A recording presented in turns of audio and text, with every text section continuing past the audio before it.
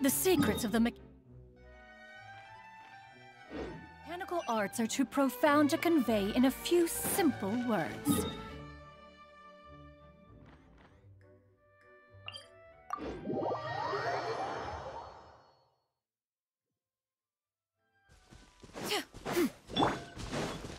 Boring! Yeah! Skyward! Scatter!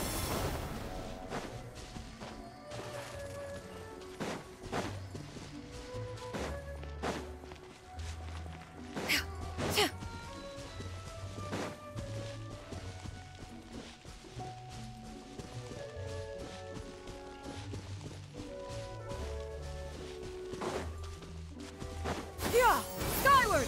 How about we explore the area ahead of us later?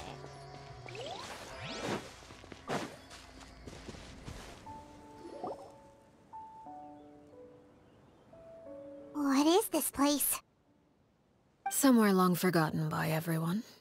It used to be a grand building. Now it's nothing more than a pile of rubble.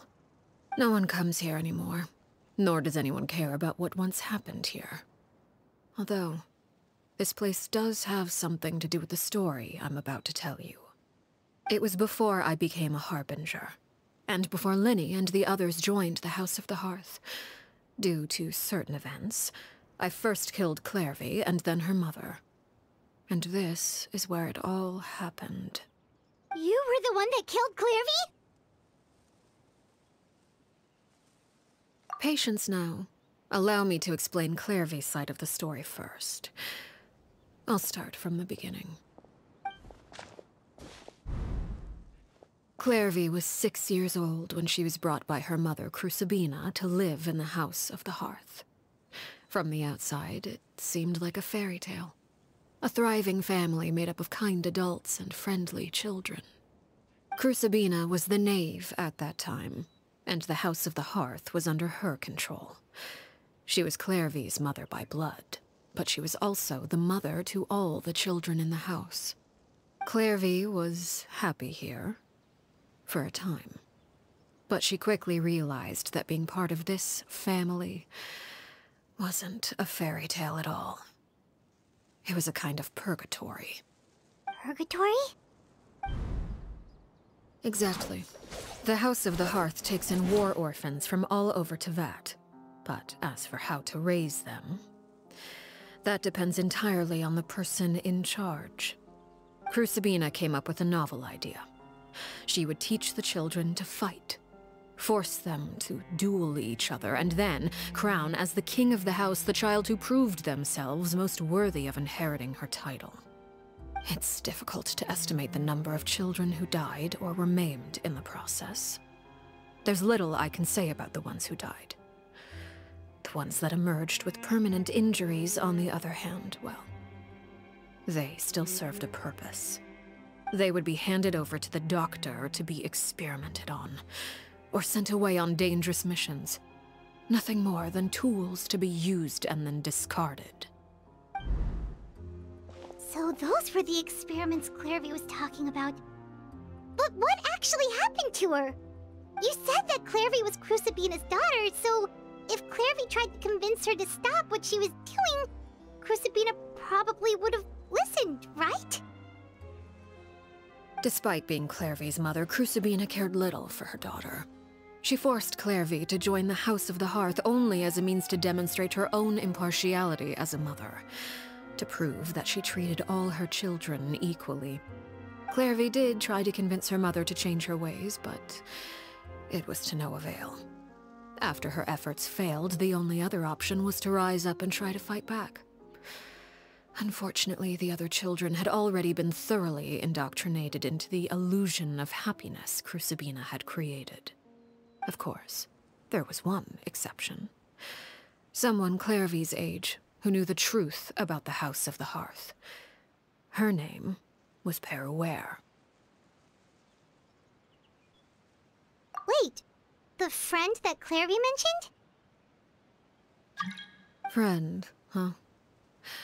I suppose we can call her that for now. Clairvy was a cheerful and passionate person with a tenacious spirit. Peruware, on the other hand, was rather cold-blooded. Her cold-blooded nature allowed her to see through Crucibina's facade. Yet, it was also this cold-bloodedness that prevented her from acting against it. At least at first. While Clairvy longed for freedom, Peruware was convinced that, amid all the fighting and violence, she would make it until the end. Despite their differences, the two became fast friends, united by their knowledge of the truth. Clairvy told Peruware that she hoped to create a real family, where no one would be killed or sacrificed. There may have been a certain naivete to her ideas, but Clairvy proved her determination many times over. She tried countless times to run away, ask for help, or expose the truth. But her efforts only earned her beating after beating. The only thing that kept her going was her strength of will. Even with her body racked with pain, she would still stand on her tiptoes and open the window at night. She and Peruware would look out at the moon together, a fierce longing for freedom shining in her eyes. But one day that light simply vanished. Oh no. What happened? Her hopelessness resulted from a culmination of things. 10 years had passed.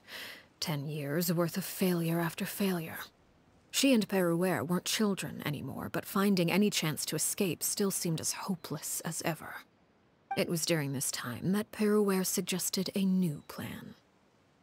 If escaping was out of the question, why not take down the very person sitting on top of this throne of lies? Mother herself. Clairvy rejected that proposal.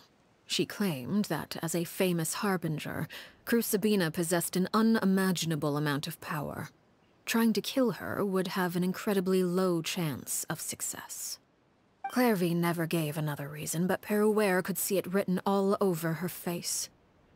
Clairvy still thought of Crucibina as her mother. Killing her own flesh and blood was a line she couldn't bring herself to cross. If she couldn't escape and fight back, then only one option remained. Precisely. Death was the only way that she felt she could be free. It happened during a duel. When she arrived at the dueling ring that day, her partner turned out to be none other than Peruware. The very person that had stood by her side all those years. It was a fierce battle. But ultimately, Clairvy decided to let Peruware end her life. From that moment on, Peruware's journey was one written in flames. When the rain finally came and washed it all away, there she stood, the sole victor in Mother's endless game of slaughter. A trail of corpses strewn across her path to success. It was the very result she had predicted 10 years prior. Even then, she believed she would make it until the end. She wasn't surprised by the fact that she emerged as Mother's undisputed heir. Rather, her success left her with an inexplicable sense of restlessness. She was unsettled. And there was only one thing that could quell that sensation. Perhaps you two would like to take a guess as to what it was? Crucibina, you mean? But... Correct. This is the place where Peruware killed her best friend. A mere year later, this is also the place where she fought tooth and nail to kill the mother they shared. The moment she acted, any conception of what was right or wrong ceased to matter. It's one of the principles of the house. Only those who survive get to write the rules. Peruware won the battle, and became a harbinger herself. After which Her Majesty, the Tsaritsa, bestowed upon her a new name. Arlecchino. So the Perry Clairvy was talking about... It was you all along. You're Peruware. Arlecchino is just a name you got later. I left that name behind long ago. I must say, hearing it now, does bring back memories. After I defeated Crucibina, the moniker of Mother died with her. I chose to forego the title she called herself, and even chose to give up my own name. I rebuilt the House of the Hearth under a new identity. Not only as Arlecchino, but as father. And that is where the story ends. Any more questions? Yeah. Based on what you just told us, Clairvy wasn't a little kid when she was killed. So the Clairvy we met... was she really a spirit at all? I suppose you could call her an illusion born of flame. Her existence is like ashes to a fire. Something left over in the wake of blaze and ruin. You see, a certain power runs through my veins. It's not unlike a curse. My flames leave behind shadows of anything they consume. Of course, the chances of those shadows morphing into a sentient entity are exceedingly slim. Clairvy is a very special case. Clairvy died when she was 16 years old, but what emerged from the flames was her 6-year-old self. Her appearance wasn't the only thing affected. Most of her memories were lost to the blaze as well. Memory is a mysterious thing indeed. Losing a portion of your memories will alter your sense of self. Lose 10 years' worth, however, and it would be like living in the past. Like returning to a version of yourself that never grew up. No wonder Paimon got such a weird feeling when we were talking to her. Perhaps I should put it this way. Clairvy is someone trapped in time. It may seem like she exists with us in the present, but she truly lives in the confines of her own past. So if all of that is true, then you must have known about Clairvy for a long time. Indeed. She's a rather volatile and unstable entity. Sometimes she would look after the children. She's even saved some of their lives. But other times, she would hide from me and become obsessed with revealing the truth about the house to anyone who will listen. Shadows don't have the capacity to learn or grow. Any new information they encounter is quickly forgotten over time. Your attempts to expose Clairvy to Sunlight, they failed, yes? The reason is actually quite simple. In Clairvy's mind, the house is impossible to escape, and it is this very perception that traps her there. But no matter. All I have to do is kill her again, and all will be resolved. I don't anticipate so much as a single speck of ash will be left behind this time. Wait! Paimon can understand why you might want her gone, but isn't there another way? So what if she's trapped in her 6-year-old self? She's still your friend! At least talk to her first! It's too late for that. She broke the rules, and now she must be punished. That goes for Filial and Nantoy as well. She's had quite the effect on them. I hope you understand. The difference between Crucibina and myself lies in our formulation of the rules, not our policy for enforcing them. Upholding the rules without question is a trait we both share, because that is how a household should be run. Is this really what you want to do? Whatever could you mean? Don't you want to say a proper goodbye at least? Whether as a killer or as a father, there are two things that must be avoided at all costs: anger and sorrow. Anger makes you impulsive. Sorrow causes you to waver. Well, it appears it's about time to proceed. Before we arrived, I told some of my well-behaved children to bring our troublemakers here by nightfall. I do believe I've kept my end of the deal. I give your friends quite a bit more time. As for what happens now, we'll just have to wait and see.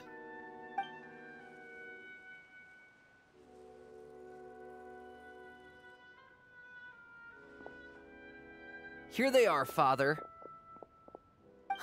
You gonna execute him? Seeing something like that would actually be a first for me. Lenny! I'm sorry. I heard about how you helped buy us more time. But I still failed.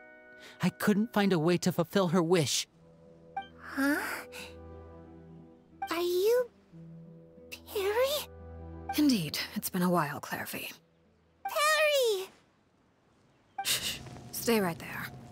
I'm sorry to postpone our reunion, but first I believe certain scores need settling.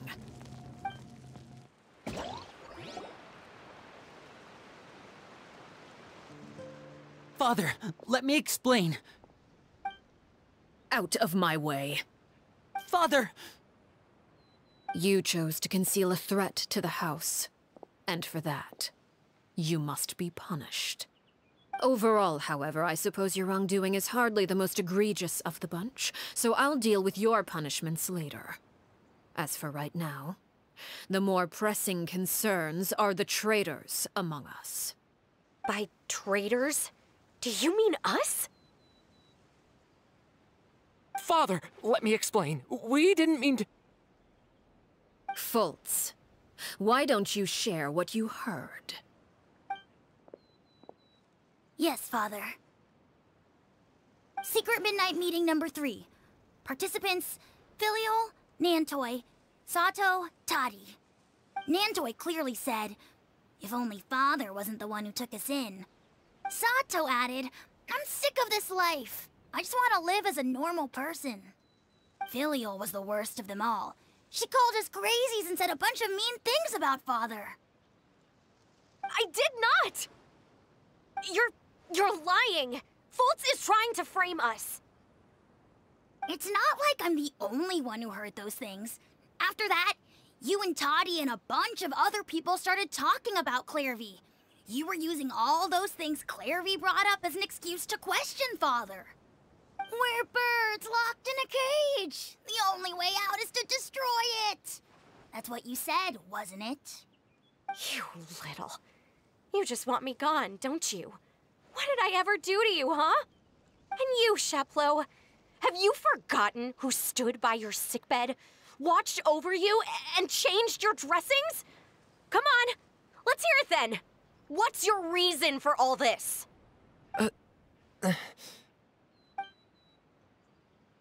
You're wrong, Filial. We don't want you to die. You're our family. Liar. You wouldn't be doing this if that were the case. So why? Why have you backed us into a corner?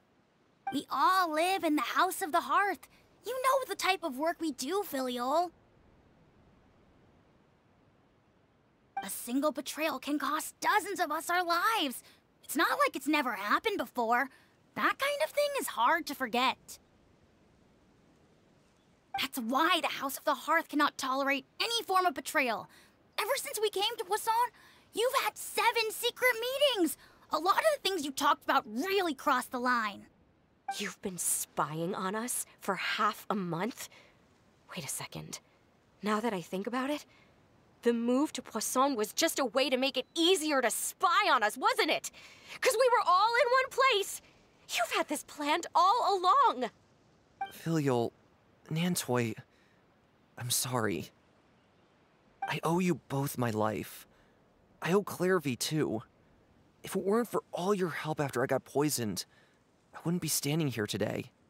If this were any other situation, I would do anything to repay that kindness, even if it cost me my life. But rules are rules. I'm sorry. My hands are tied. Why? Why? That's enough, Filial. We made a mistake, and we should own up to it. We broke the rules, plain and simple. And now we have to face the consequences. I'm sorry, Sheplo. Fultz. I'm sorry, Father. We accept our punishment. Chaplot, according to the rules of the House of the Hearth, how should these traitors be punished? All those who betray the house pay with their lives. And so it shall be.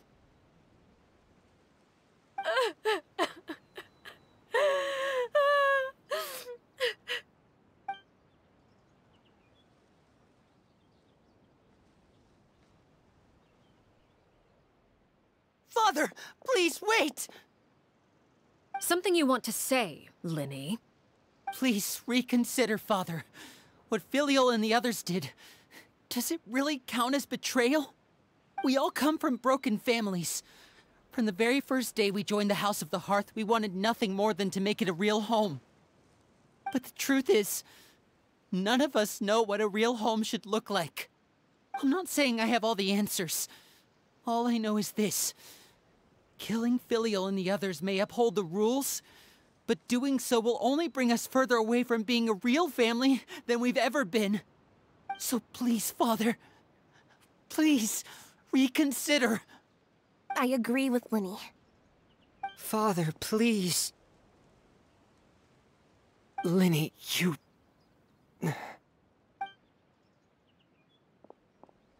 I also agree with Linny.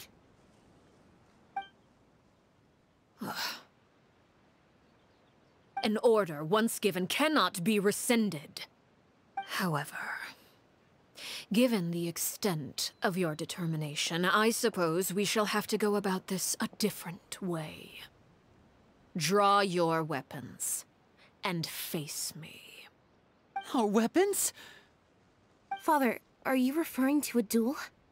Precisely. The rules of the house will not be altered. Traitors must be punished. However, resolving disputes with a duel is also one of our rules, one that also applies to me. Demonstrate a sufficient showing of strength, and I shall offer a concession. Wait. Beat Father in a duel? Impossible. Father is way too strong, even for Linny.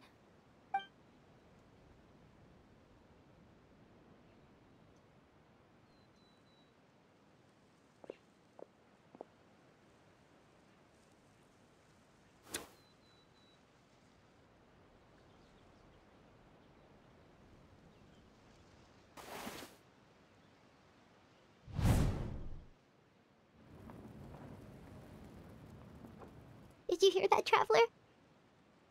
Linny and the others have to duel the knave. What should we do? Can they really win something like that? If they lose, those people from the house are really gonna be executed. Hey, are you listening?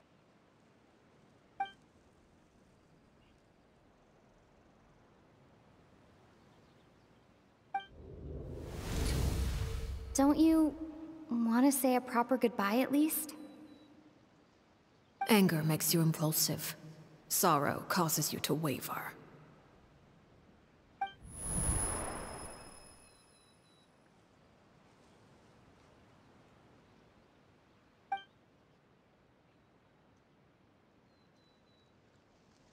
Oh, looking at that expression on her face, she seems really serious about this.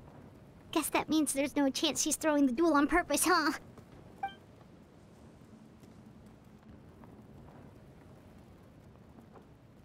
When guests are around, families are often on their best behavior. And any disputes are less likely to escalate. When the time comes, make the choice that you deem most appropriate in the situation, and lend your help to the House of the Hearth. What's wrong, Traveler? Hey, where are you going? Traveler?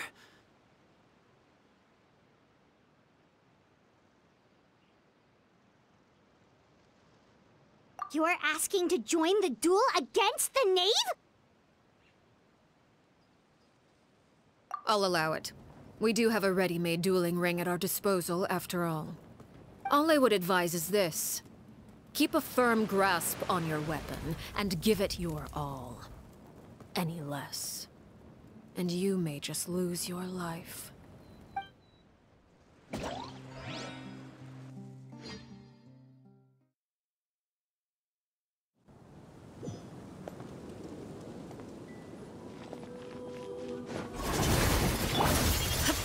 Illusion shattered! Closer now. Is it my turn now? Gears of the... Watch out for Father's movements!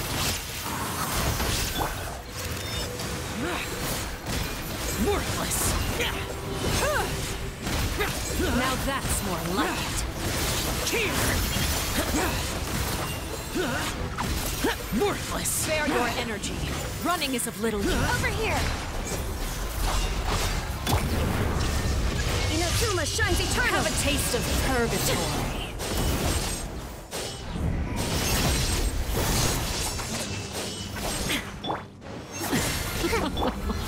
Look at you. Trapped like a bunch of helpless animals. Closer now. We'll see if... Scatter! Skyward! Useless! Have fun with this gift! Stray clouds converge!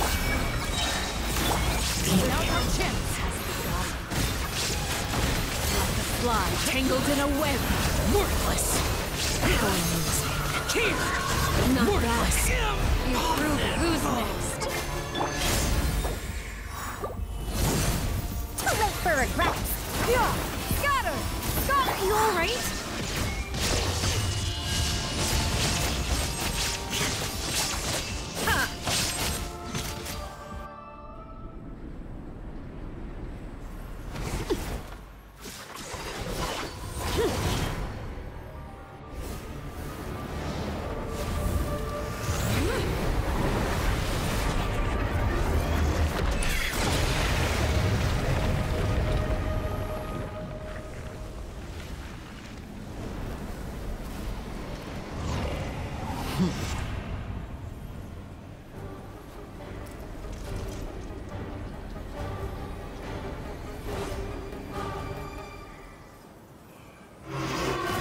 Kindness has been seared away. My blade is all that remains. Illusion shattered! Dare to mess with me?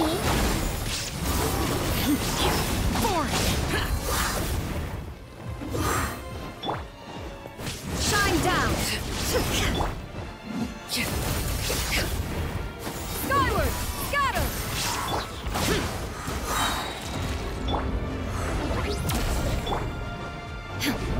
There is no escape. Truth repeats its course! Now's our chance! Over here! Let's see how strong the resolve truly is. Sometimes only the who's next.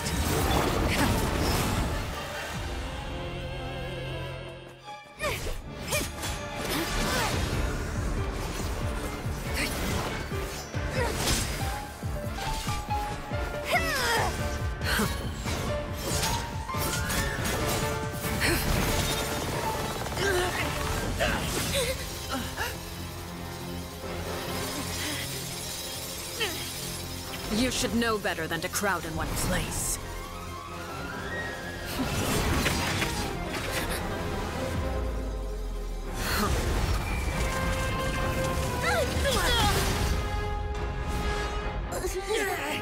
Oh, I know. No! I'm sorry, Father!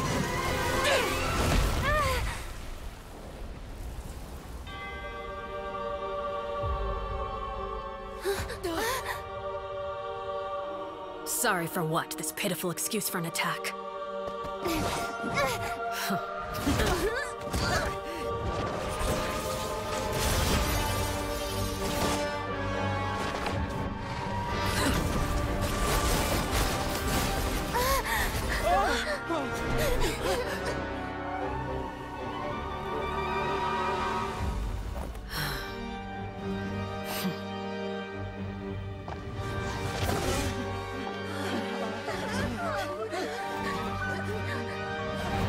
Father, no!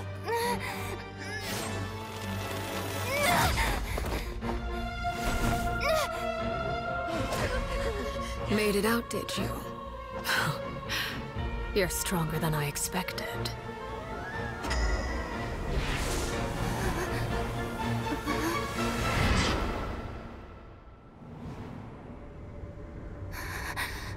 Crimson, Moon...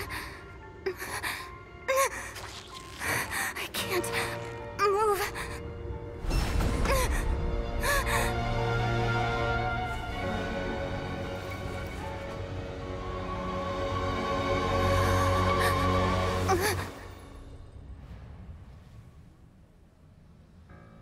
Still, not strong enough to beat me.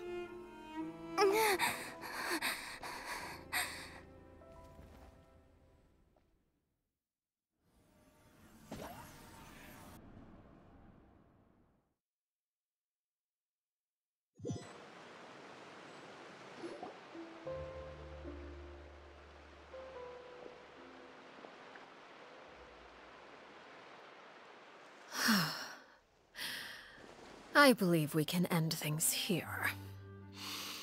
It's not often that we get to enjoy the company of guests, after all. We wouldn't want things to get too out of hand. Brother, are you alright? Lenny. Given that I am the victor of this duel, as agreed, the punishment stands. No! I never thought things would end like this. However, everyone involved in the duel demonstrated a remarkable level of strength and determination. In light of this, I'm prepared to change the method of execution. Elwar, the bottled flames I gave you for safekeeping. Do you still have them? Yes? I wasn't sure what they were for, but I've kept them super safe. I didn't lose a single one. Wonderful. Then, in just a moment, I'll have you administer them. Bottled flames? Indeed. They're the product of a secret experiment. Under certain special circumstances, flames can be extracted from my person and preserved. Once ingested, searing pain will spread across every inch of your body. No harm will come to you physically, but your memories will be burned away. If you can withstand the pain. When you awake, you'll have forgotten everything you know about the House of the Hearth, and will be expelled from the organization. In other words, administering this concoction will kill the version of you that grew up in the house, and give you a new identity.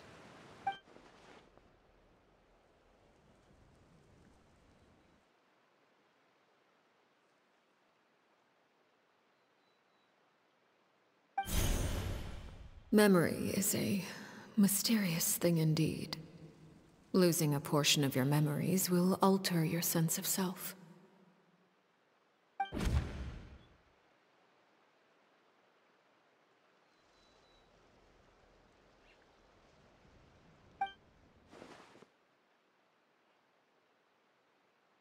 So, you're just letting us go, Father? You misunderstand. Memories are extremely important. Once consumed by flame, the version of you standing before me will die, and our secrets will die with you. So no, I don't intend to just let you go, because the person who survives will be nothing but a stranger.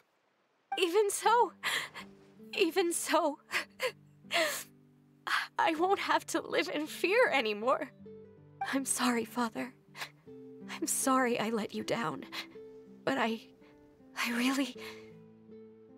Don't cry, Filial. You haven't left the house yet, so there are still rules to be followed, yes? Remember what I taught you. Anger makes you impulsive, sorrow causes you to waver. Don't let yourself be controlled by your emotions. Of course. I'll remember. Dry your tears, and go pursue the life you really want. Yes, Father. Chaplot, Foltz, Elwar. Take them back to Poisson. And bring Linny and the others as well. I prepared 3 extra vials of bottled flames. As for whether to take them, the choice is yours. Goodbye, children. The next time we meet, I will no longer be your father. Thank you for all you've done for the house. I hope you have bright futures ahead of you.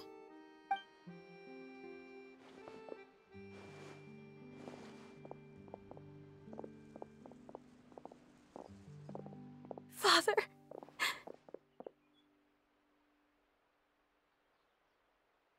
Let's go.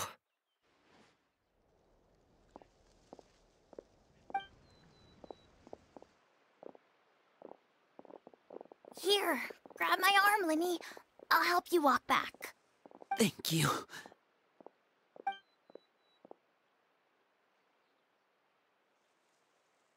Clairvy.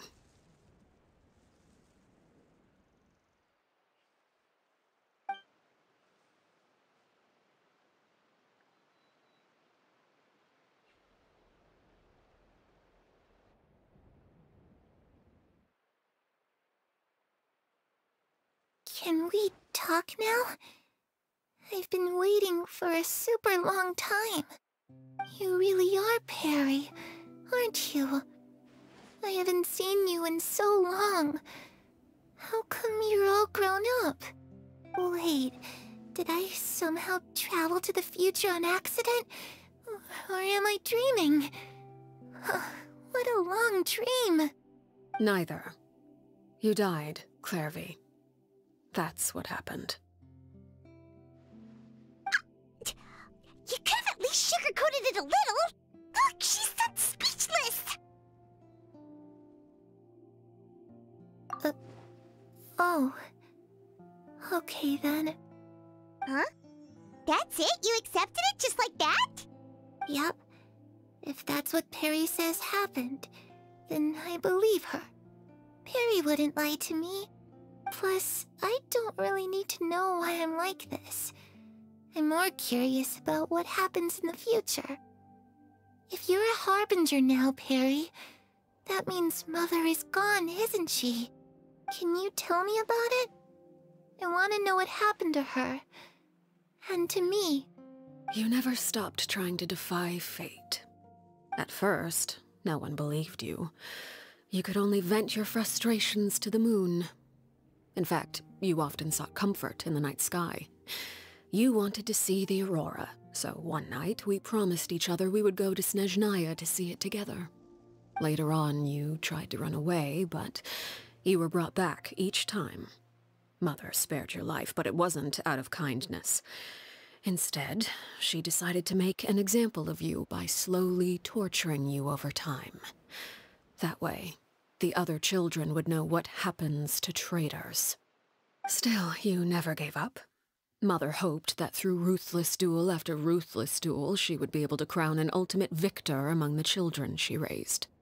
But you called on everyone to unite, to fight to a draw in order to reduce casualties. Your efforts may have only delayed the inevitable, but still. You gave them hope.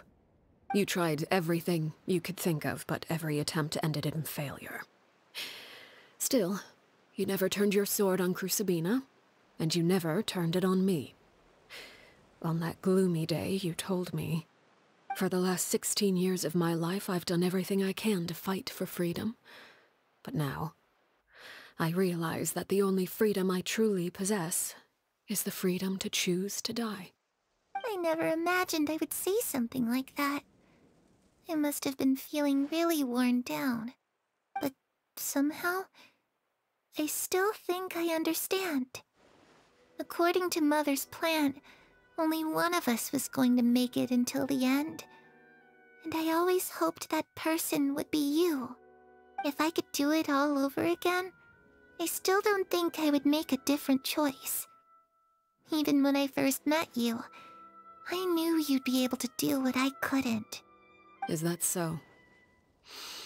Even now, I'm not sure I truly understand what kind of freedom you were trying to pursue. But as the head of the House of the Hearth, and as the children's father, I've tried to give them the most basic of freedoms. The freedom to choose their own fate. It's something I discussed with the Eudex of Fontaine. The children who want to leave the house will have their memories wiped clean of all secrets pertaining to the organization. In return, they will be allowed to live a normal life in Fontaine without being prosecuted for their past. Of course, I won't simply hand freedom to them on a silver platter. They have to fight for it and prove themselves worthy of it. Only freedom that is earned has true value. That's more than enough.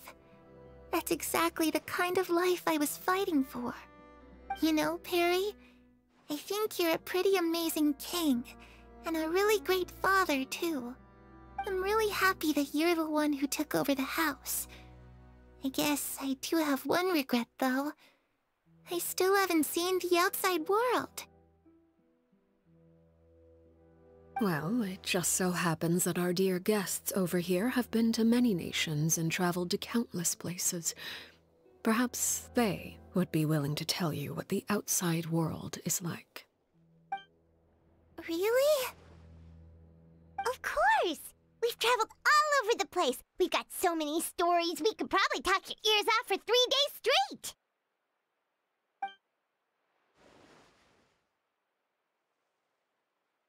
You know, I used to dream of being a bard. Playing the lute while singing into the winds of freedom. Even if there was no one there to listen, I would have continued to sing no matter what.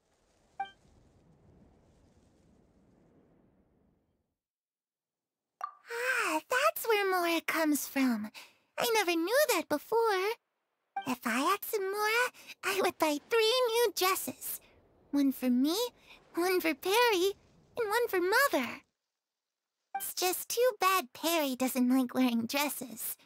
And Mother, well, she probably wouldn't accept something like that either. I guess I'd just have to keep them all for me then. I could wear a different one every day. Those yokai you mentioned, what do they look like? I once saw a drawing of this one guy with horns on his head and a super scary face. Are there any yokai like that? Oh, sounds like you're talking about an Oni.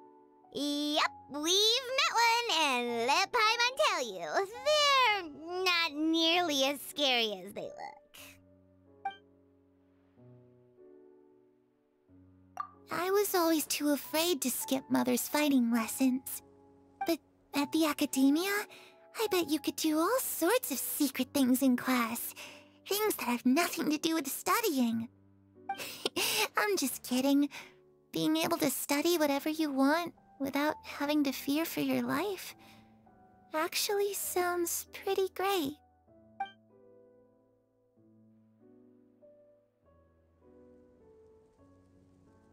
The situation was super dangerous. Lenny and Lynette were accused of committing a crime, and they were going to have to stand trial at the Opera Epicles.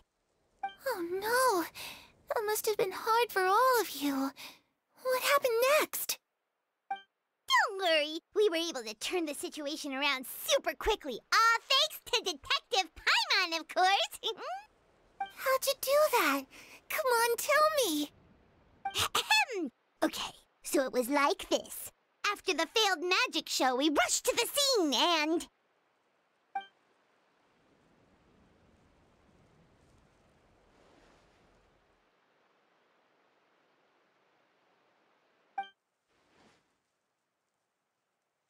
Shadows don't have the capacity to learn or grow. Any new information they encounter is quickly forgotten over time.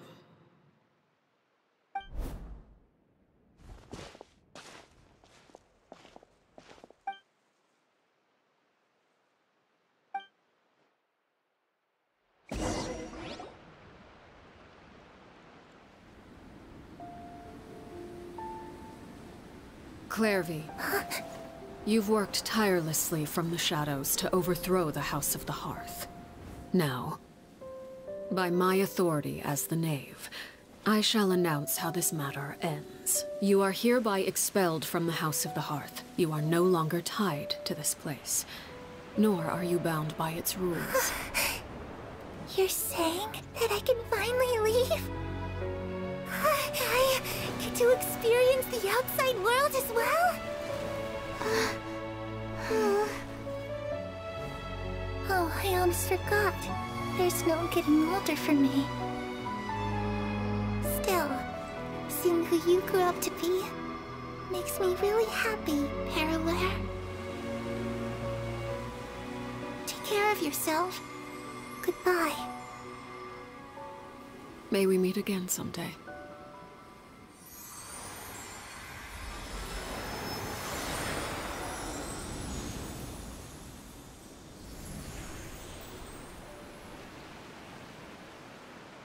Clairvy. She left so soon. Paimon didn't even get to finish her story. I also have certain sentiments left unsaid. I wanted to tell her that the aurora I saw in Snezhnaya was just as beautiful as the ones in the pictures. But a shadow's memories reset at dawn. Had we delayed any longer, we wouldn't have had the time to say goodbye. Whatever regrets may linger, let them be lost to the coming of a new day. Father?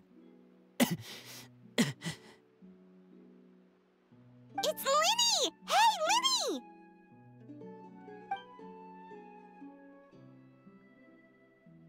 What is he doing back here? Let's go check it out.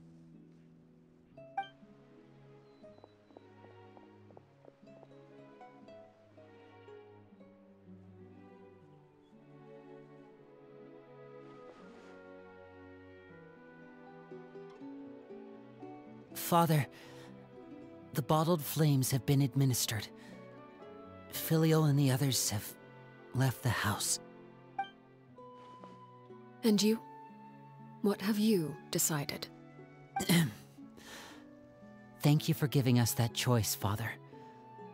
But we never wanted to leave the house.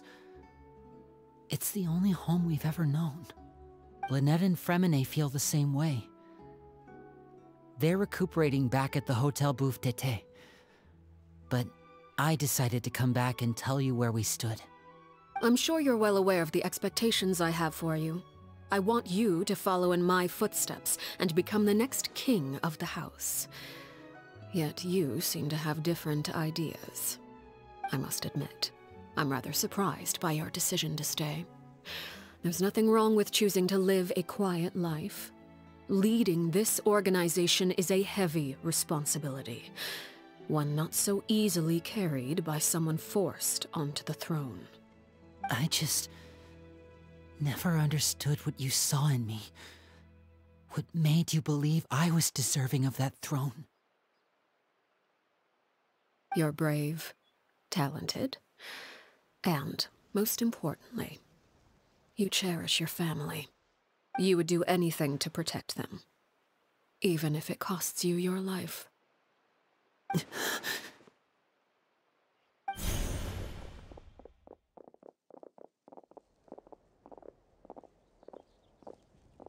Speaking up back there was so brave of you, Lyney.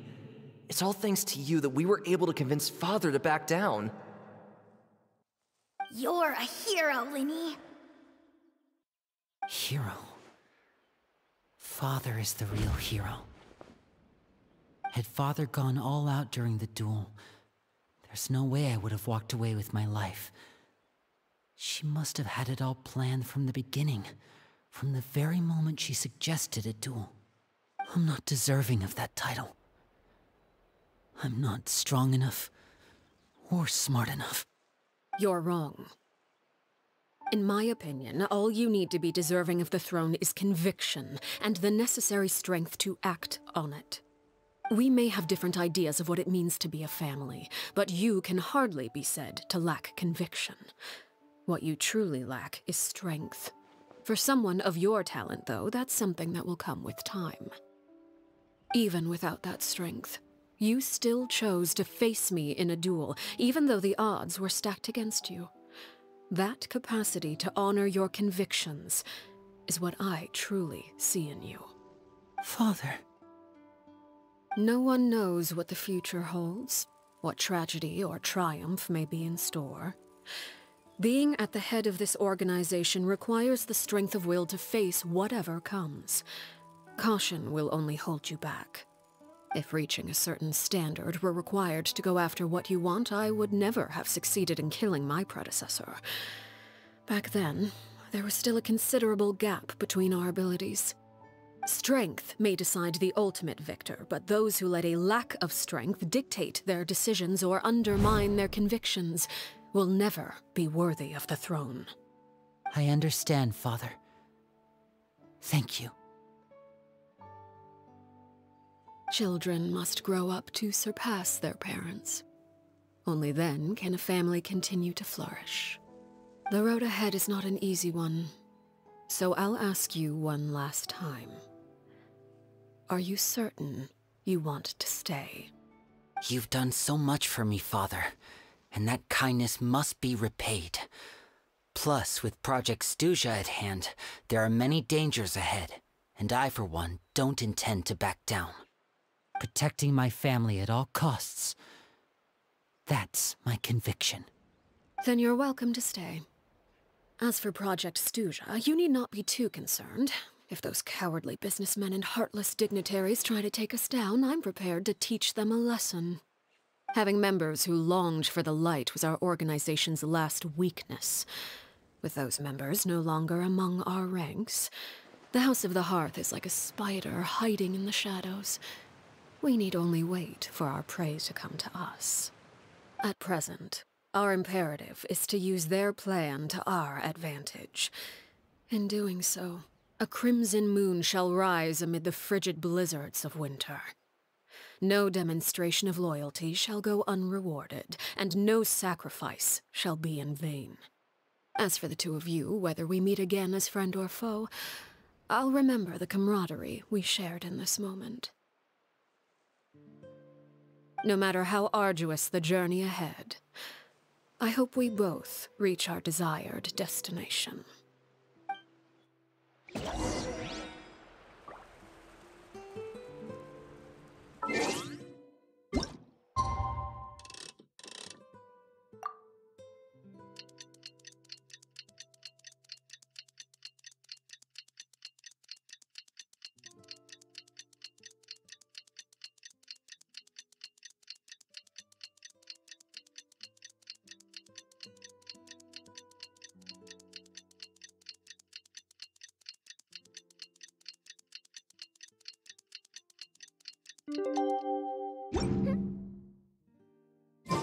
What did you say? Didn't Linny say that Lynette and Fremine were recovering at the Hotel Bouffe d'été?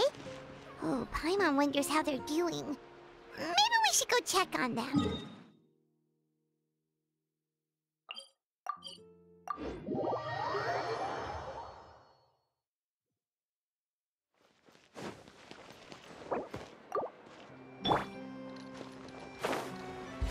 Boring!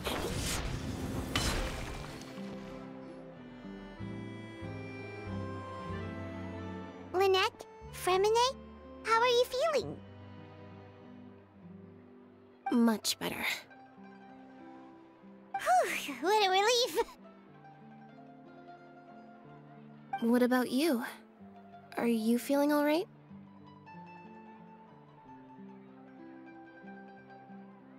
I knew you'd come out unscathed.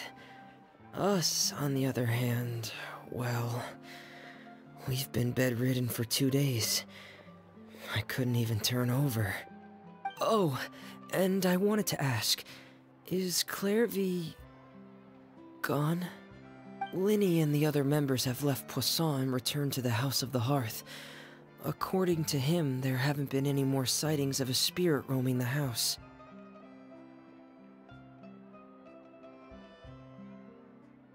I see. I'm glad. Father came to check up on us 2 days ago and told us about what happened with Crusabina and Clairvy. Actually, I've met Crusabina before.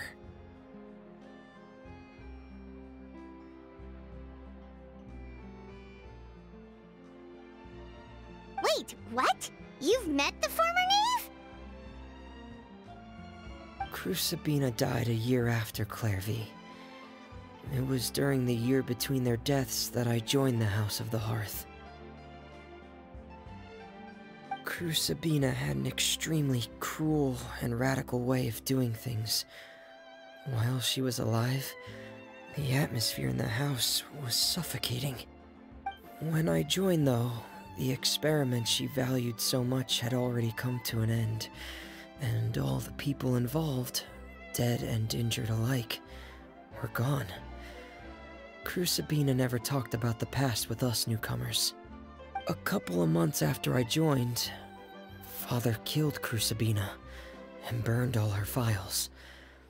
With that, the names of all the people subjected to her experiments, Clairvy included, were lost to the flames, along with the painful memories they represented. Father took in Lenny and me a couple months after that, but she never mentioned anything about Crucibina or Clairvy. It really seems like something she was planning to keep to herself. The last time you talked to her, did she mention why she kept it a secret for so long? She said she didn't want us to be affected by the darkness of the past. She was worried we'd develop a false sense of gratitude towards her if we knew about it. The foundation of a family should be free of any corrupting influence. Whatever happened in the past, it has nothing to do with who we are now. And that's what Father told us in the end. But I still thanked her for everything. It was only after hearing about what Crucibina did that I finally realized how insignificant our lives could have been. The members of the house meant nothing to her. To say that she valued them in any way, even just as a tool, would probably be giving her too much credit. If Father hadn't taken over the House of the Hearth, I probably would have already... Father rarely brings up the fact that she saved us. She doesn't believe that being indebted to her should be what ties us together. But even if we didn't owe her anything, we would still choose to stay. Because this is our home. We may have arguments or times when we feel wronged. Some people may even choose to leave. But as long as Father is here, we will always have a home. Whether the path before us is bathed in sunlight or shrouded in shadow, we'll follow Father wherever she chooses to go. So I wanted to say thank you for helping us make it through this crisis. Without your help, we could have lost a lot more along the way. Oh, we didn't do anything, really.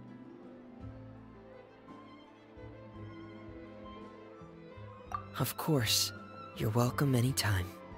Are Filial and Nantoy okay?